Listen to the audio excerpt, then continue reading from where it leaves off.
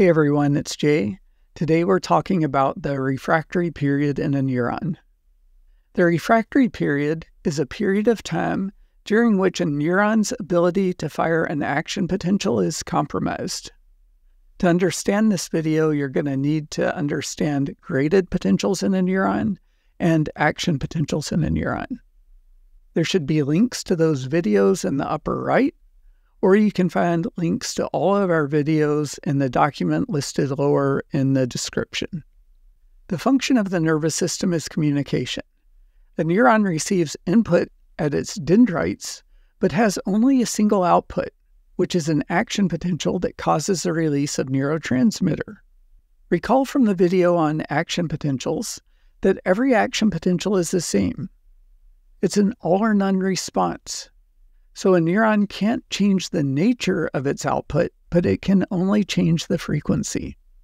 It takes time for ion channels to reset after they've changed shape during an action potential. That period of time when the neuron is resetting is the refractory period. And there are actually two different refractory periods. There's an absolute refractory period and a relative refractory period. During the absolute refractory period, a neuron can't fire another action potential no matter what. And during the relative refractory period, a neuron could fire another action potential, but it takes a larger than normal stimulus. Every action potential is caused by the opening of voltage-gated sodium channels. Voltage-gated sodium channels open when the inside of a neuron reaches a threshold of about a negative 55 millivolts. Once they open, sodium floods the cell and causes rapid depolarization. At the peak of this depolarization, the voltage-gated sodium channels flip into a third shape we call inactivated. An inactivated voltage-gated sodium channel doesn't let sodium into the neuron, but it also can't open, even though the neuron is above threshold. This is the absolute refractory period. The neuron can't fire another action potential because the voltage-gated sodium channels can't open. Now, at the peak of the depolarization, the voltage-gated potassium channels are opening. Potassium leaving the cell causes repolarization. At a certain point, voltage-gated sodium channels flip from their inactivated shape back into the closed shape.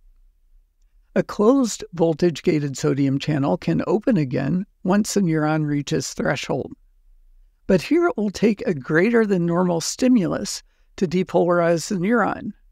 Enough positive charge has to enter the neuron to offset the potassium leaving the cell, as well as cause the depolarization.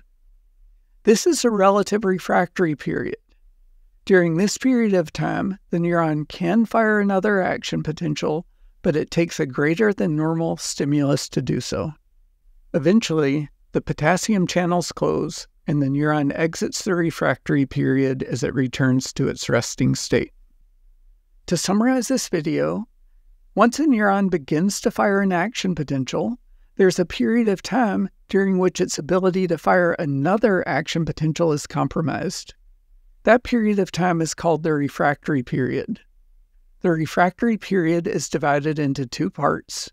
During the absolute refractory period, the neuron can't fire another action potential no matter what.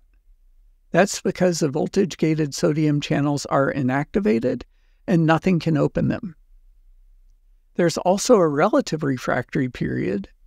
During the relative refractory period, the voltage-gated sodium channels have flipped back into their closed shape so they could open, but it takes a greater than normal stimulus because the voltage-gated potassium channels are still open, and there has to be enough positive charge entering the neuron to offset the potassium loss as well as cause the depolarization.